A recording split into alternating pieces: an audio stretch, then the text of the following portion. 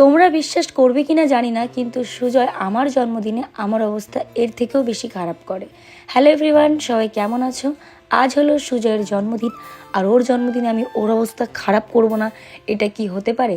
তো এটা আমাদের সকলের প্ল্যান ছিল, বিশেষ করে আমার প্ল্যান ছিল যে ওর অবস্থা আমি আজকে খারাপ করবই করব। তো ওকে আমি ভালোই ভালোই বলে বলে নিয়ে আসলাম। আর আজকে পয়লা বৈশাখ ছিল, সবাই এখানে নতুন জামা প্যান্ট পরে রয়েছে। সুজয় যে জামাটা পরে রয়েছে ওটা বন্ধুরা দিয়েছে আজকে জন্মদিন, আমি জানতাম না, অবশ্য পরে জানতে পেরেছি, কিন্তু এটা জানতাম যে নতুন জামা। তো এখানে দেখো প্রথমে সবাই মিলে একসঙ্গে ওকে বার্থডে উইশ করছি।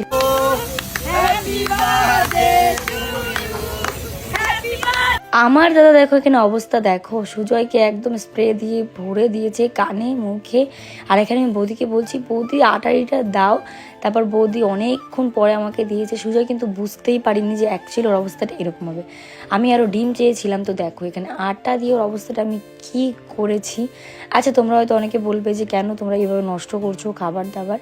দেখো, ও আমার জন্মদিনে করেছে, তো আমিও জন্মদিনে না করবো, এটা কেমন হয়ে যায় না?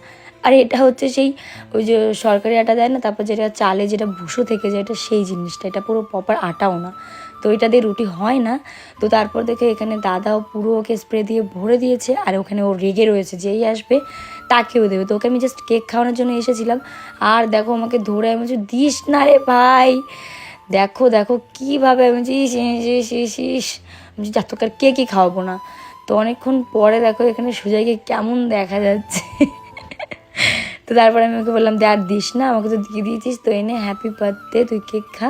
তারপর ওদিকে আমাকেও কেক খাওয়ালো, বৌদি সুজয়কে কেক খাওয়ালো, সবাইকে কেক খাওয়ানোর পর তারপর আমরা বললাম চলো, অনেক বার্থডে সেলিব্রেশন হলো, তো চলো এবার বাড়ির দিকে যাই। আর শঙ্করের কিন্তু অনেক শরীর খারাপ।